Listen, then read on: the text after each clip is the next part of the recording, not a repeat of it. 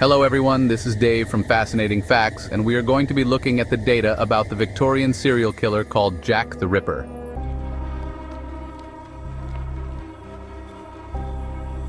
Jack the Ripper is the nickname that the British press gave to the Whitechapel murderer, who was an unidentified serial killer active in and around the impoverished Whitechapel district of London, England, in 1888. In both criminal case files and the contemporaneous journalistic accounts, the killer was also called Leather Apron.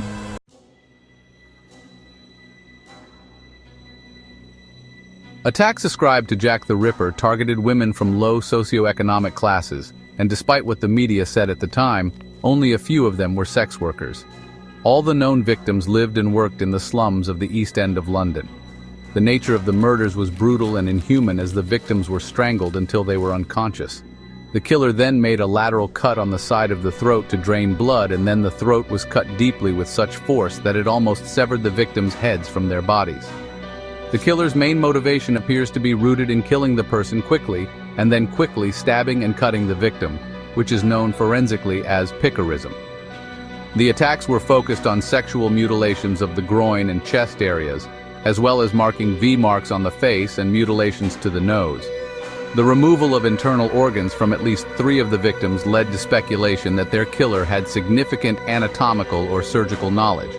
However, this was dismissed by the leading pathologist at the time, who assessed the murders and wrote in great detail that the killer had no significant anatomical knowledge, but might be a butcher or in a similar profession.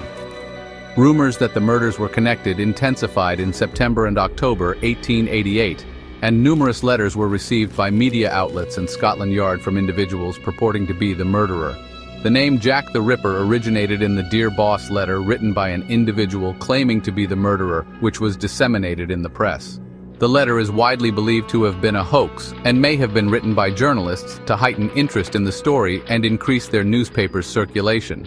However, another letter, the From Hell letter, was received by George Lusk of the Whitechapel Vigilance Committee and came with half of a preserved human kidney, purportedly taken from one of the victims.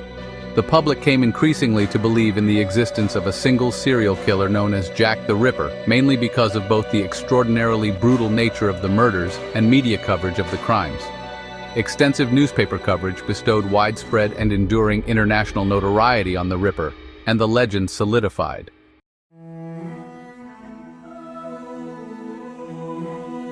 A police investigation into a series of 11 brutal murders committed in Whitechapel and Spitalfields between 1888 and 1891 was unable to connect all the killings conclusively to the murders of 1888.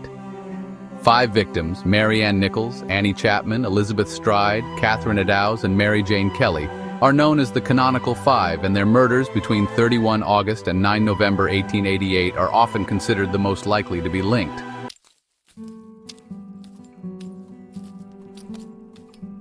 The body of Mary Ann Nichols was discovered at about 3:40 a.m. on Friday, 31st August 1888 in Bucks Row, now Durward Street, Whitechapel. Nichols had last been seen alive approximately 1 hour before the discovery of her body by a Mrs. Emily Holland, with whom she had previously shared a bed at a common lodging house in Thrall Street, Spitalfields, walking in the direction of Whitechapel Road. Her throat was severed by 2 deep cuts, one of which completely severed all the tissue down to the vertebrae. Her vagina had been stabbed twice, and the lower part of her abdomen was partly ripped open by a deep, jagged wound, causing her bowels to protrude. Several other incisions inflicted on both sides of her abdomen had also been caused by the same knife. Each of these wounds had been inflicted in a downward thrusting manner.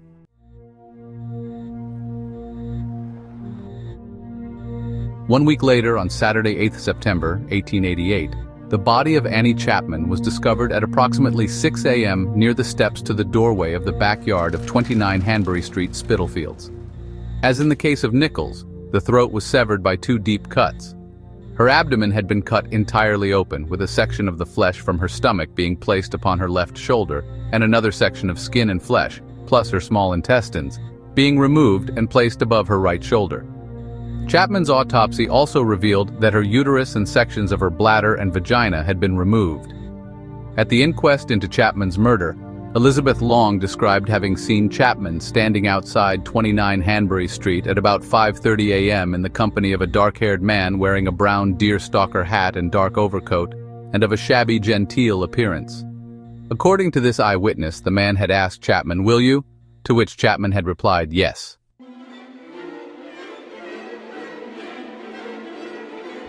Elizabeth Stride and Catherine Eddowes were both killed in the early morning hours of Sunday, 30th September, 1888. Stride's body was discovered at approximately 1 a.m. in Dutfield's yard, off Berner Street, now Henriquez Street, in Whitechapel. The cause of death was a single clear-cut incision, measuring 6 inches across her neck, which had severed her left carotid artery and her trachea before terminating beneath her right jaw. The absence of any further mutilations to her body has led to uncertainty as to whether Stride's murder was committed by the Ripper or whether he was interrupted during the attack. Several witnesses later informed police they had seen Stride in the company of a man in or close to Berner Street on the evening of 29th September and in the early hours of 30th September, but each gave differing descriptions.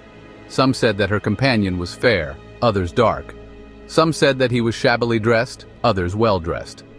Eddowes' body was found in a corner of Mitre Square in the City of London, 3/4 of an hour after the discovery of the body of Elizabeth Stride.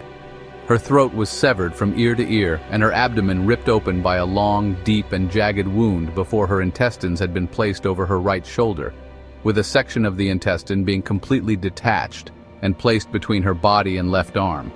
The left kidney and the major part of Eddowes' uterus had been removed, and her face had been disfigured, with her nose severed, her cheeks slashed, and cuts measuring 1/4 of an inch and 1/2 an inch respectively vertically incised through each of her eyelids.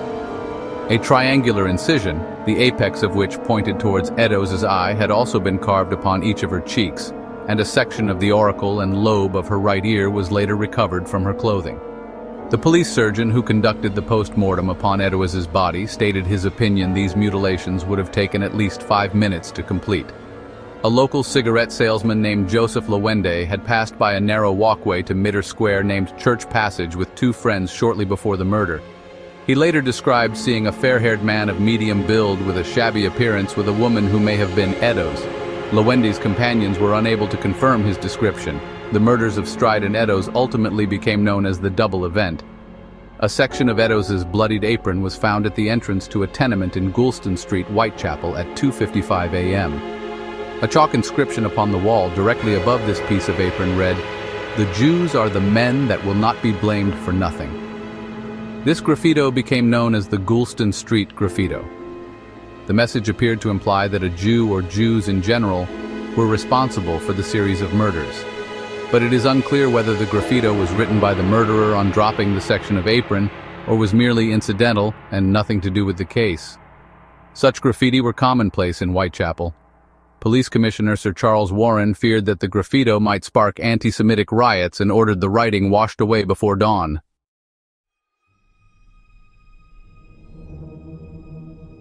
The extensively mutilated and disemboweled body of Mary Jane Kelly was discovered lying on the bed in the single room where she lived at 13 Miller's Court, off Dorset Street, Spitalfields, at 10:45 a.m. on Friday, November 9, 1888. Her face had been hacked beyond all recognition, with her throat severed down to the spine and the abdomen almost emptied of its organs. Her uterus, kidneys, and 1 breast had been placed beneath her head, and other viscera from her body placed beside her foot, about the bed, and sections of her abdomen and thighs upon a bedside table. The heart was missing from the crime scene. Multiple ashes found within the fireplace at 13 Miller's Court suggested Kelly's murderer had burned several combustible items to illuminate the single room as he mutilated her body. A recent fire had been severe enough to melt the solder between a kettle and its spout, which had fallen into the grate of the fireplace.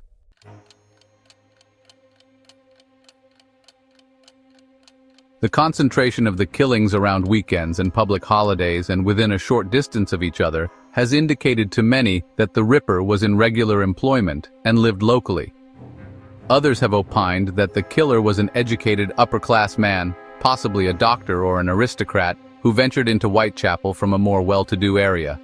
Such theories draw on cultural perceptions such as fear of the medical profession, a mistrust of modern science, or the exploitation of the poor by the rich. The term Ripperology was coined to describe the study and analysis of the Ripper case in an effort to determine his identity, and the murders have inspired numerous works of fiction. In addition to the contradictions and unreliability of contemporaneous accounts, attempts to identify the murderer are hampered by the lack of any confirmed surviving forensic evidence. DNA analysis on extant letters is inconclusive. There are numerous varied theories about the actual identity and profession of Jack the Ripper.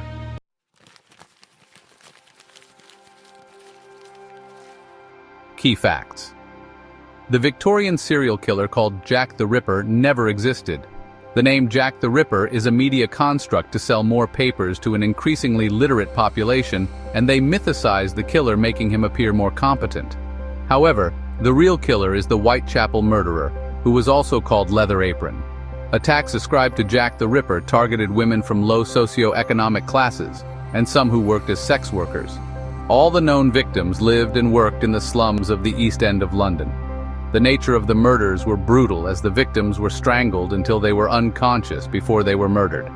The killer suffered from a sexual paraphilia known as picarism, which is a sexual interest in penetrating the skin of another person with sharp objects, which would sexually excite the murderer. The murderer would initially strangle his victim until unconscious, and then do a side cut to the neck to drain blood and slash the victim's throats to kill them. The attacks were focused on sexual mutilations of the groin, breast, and chest areas, as well as marking V marks on the face and mutilations to the face. The removal of internal organs from at least 3 of the victims led to speculation that their killer had some anatomical or surgical knowledge. However, this was dismissed by the leading pathologist at the time, who assessed the murders and wrote in great detail that the killer had no significant anatomical knowledge. A number of suspects have been identified, and future episodes will deep dive on the suspects. The Canonical Five victims have been treated very poorly by the media, showing their dead bodies and dehumanizing them, which appears to be exactly what the serial killer wanted. In this case, the media is complicit in degrading and dehumanizing the victims.